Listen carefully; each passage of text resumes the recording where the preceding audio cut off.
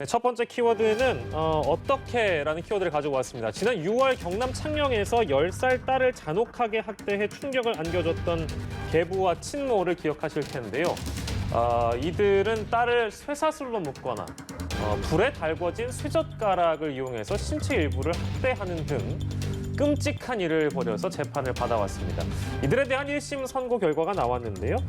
계부에게는 6년, 친모에게는 3년이라는 선고가 나왔습니다. 이 주제 역시 두 분과 함께 짚어보도록 하겠습니다. 근데 참 끔찍한 학대를 했기 때문에 모든 국민들에게 공분을 산 사건인데 이게 사실 해당 사건이 알려지게 된 계기도 주민신고했기 때문에 알려지게 된 것이죠.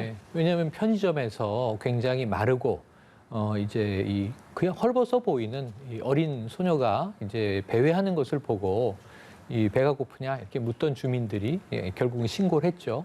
이 소녀가 입을 열었는데 결국은 이 4층 창을 통해서 탈출을 해서 지붕을 타고 옆집을 통해서 도주를 한 겁니다. 학대를 견딜 수가 없었던 거고요. 심지어는 이 부모가 있는 때는 학대가 너무 일상다반사였기 때문에 물탱크가 있는 실에 수시간 숨어 있기도 했었다는 진술도 나왔고 학대 내용은 아까 이제 앵커가 말씀해 주셨지만 참 입에 담고 상상하기가 끔찍할 정도입니다. 그 어린아이에게 왜 이런 학대를 했을까? 그게 그 어떤 이유라도 납득되지 않는 상황인데 뭐 훈육을 이제 핑계로 대긴 했습니다만 근데 지금 조금 전에 이제 이 형량이 판결이 나온 건데요. 정말 좀 암담합니다. 너무 낮은 것 아닌가. 그렇다면 6년, 3년. 그러니까 계부에게 6년, 친모에게 3년이에요. 사실은 계부냐, 계모냐, 친부냐, 친모냐가 중요하지 않습니다. 행위의 내용이 중요한 것이죠. 이런 측면에서는 제가 보기에는 우리 사회가 경악한 특히 이제 이 아동에 대한 아무 이 근거 없는 이러한 학대, 인간에게 해서는 안 될 일을 그 어린이가 약자라는 이유로 이 부모가 가했던 것에 대해서 사회의 경종을 울릴 정도의 판결인가 하는 측면에서는 좀 의문을 제기하고 싶네요. 그 재판부가 이거 선고하면서 배경을 뭐라고 밝혔습니까, 박주희 변호사님?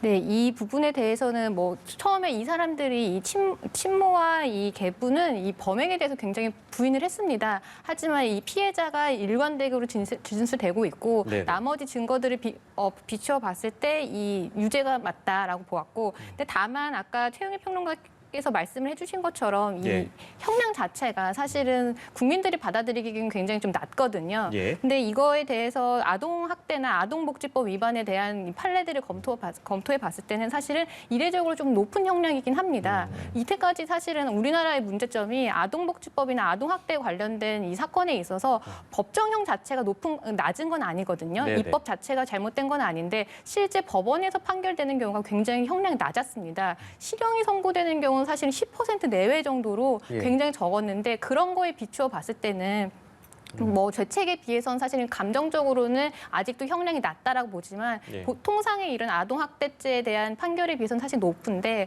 다만 이제 엄마의 친모의 같은 경우에는 구형을 7년을 했는데 지금 3년이 나왔거든요. 근데 거의 절반에 가까운 감경이 됐는데 그 부분은 이 재판 중간에서도 이 친모는 본인이 계속 조현병이 있었고 심신미약을 주장을 했는데 재판부도 이런 그 친모의 기존의 치료 결과라든지 이런 심리 상태를 반영을 해서 심신미약 주장을 받아들인 것 같습니다. 그러니까 이렇게 꼭 이런 범죄 건 말고도 보통 이제 우리가 그 어떤 혐의를 볼 때 구형하고 나서 1심 선고 나오고 2심 나오고 또 모르겠으면 3심까지 가게 되면 형이 보통 줄어들다 보니까 1심에서 이렇게 적게 나오면 2심 가면 또 줄어들고 3심 가면 또 줄어드는 거 아니냐 이런 이제 평가들을 많이 하시다 보니까 이거 너무 처벌이 약하다. 분명히 이제 아까 최영일 평론가께서도 너무 적은 거 아닌가 이렇게 짚어주셨어요. 그래서 외국의 사례는 어떤지도 궁금하긴 한데요. 외국은 어떻습니까? 좀 이런 통상 이제 이 죄질이 다 다릅니다. 그러니까 판결은 그야말로 케이스 바이 케이스입니다. 예를 들면 이제 가장 최악의 경우가 학대치사 같은 경우죠. 우리나라 최근에 학대치사는요 2년 6개월 나왔습니다. 아이를 학대해서 사망에 이르게 했어요. 의도적 살인으로 본 건 아니고 살인죄가 아니지만 하지만 어린아이를 학대한다고 할 때 폭력을 행사한다고 할 때 자칫하면 죽을 수 있다는 것을 생각하지 못하면 상식적인 어른일까 하는 생각도 해봅니다. 해외의 경우에는 최소가 10년입니다. 그러면은요 4배 이상 차이가 난다라고 저는 기본적으로 보고요. 그리고 지금 뭐 이 입에 담을 수 없는 흉기, 도구들이 등장했고 거기에 그것으로 어떻게 고통을 가했는가 하면은 이거는 가학적인 측면이 아주 비인륜적인 게 분명한 것인데 네. 6년, 3년이라는 것은 좀 저는 납득이 안 되고 예. 이 유사한 것을 가지고 해외로 간다면요. 예. 적어도 15년, 20년을 다툴 것으로 보여지기 때문에 예. 아까 말씀하신 대로 이례적으로 높게 나왔다는 박 변호사님의 말씀이 예. 아마 시청자분들에겐 충격일 거예요. 이게 이례적이야. 이게 높다고 이렇게 생각을 하게 된다면 예. 그럼 기존엔 얼마나 낮았던 것인가. 음. 학대치사로 생명을 잃게 된 경우가 3년이 채 안 나온 경우들이 왕왕 있다니까요. 예. 이런 것들을 보면 저는 형량 강화부터 물론 처벌이 능사가 아니에요. 그보다 더 예방적으로 더 본질적으로 이 문제를 해결하기 위한 사회적인 노력이 필요한데 네. 조현병을 감경해 준다고요. 네. 인정해서 조현병 부모에게 아이가 맡겨져 있는 것을 누가 막아야 됩니까? 제도적으로. 네네. 그럼 국가가 막아야 되는 겁니다. 그렇습니다. 그럼 국가도 같이 처벌을 받으시라고 네. 말씀을 드리고 싶네요. 네, 강하게 좀 지적을 해주셨고, 자 그리고 이 사건 통해서 이슈가 됐던 게 바로 친권자의 징계권 문제인데 그때 도 그랬습니다만, 뭐 이번 건도 아이들을 위한 훈육이었다 이런 변명이 나올 법합니다. 그래서 이거를 수정하려고 했던 움직임이 있었는데 이거 지금 어떻게 됐나요, 박주희 변호사님? 네, 보통 이렇게 아동학대 혐의자를 잡으면 항상 하는 말이 이건 그냥 가정 내 문제다. 사랑의 매라는 식으로 얘기하죠. 그리고 뭐 부모가 자녀를 훈육한 건데 왜 이거를 나라에서 건드느냐. 네네. 근데 그게 근거 규정이 민법에 있었거든요. 친권자는 자녀를 징계할 수 있다는 규정이 있어서 예. 그러면 과연 어디까지가 합법적인 이 징계권인 거고 어디까지가 학대인 거냐. 사실 그 부분에 대해서 혼란이 와서 뭐 아까도 말씀드렸지만 이게 처벌 수위가 낮은 것도 사실 그런 데서 초래되는 부분이라서 예. 이 부분에 대해서 법무부가 이 부모의 징계권을 규정한 이 민법 자체를 개정을 하겠다. 그리고 처벌을 아예 금지하는 규정을 넣겠다라고 했는데 이게 이미 입법이 예고가 됐고 10월에 국무회의를 통과를 했습니다. 예, 예. 그리고 지금 국회에 제출이 돼서 지금 국회에 이 통과만 기다리고 있습니다. 네. 예, 그 점은 뭐 잘 된 것 같습니다.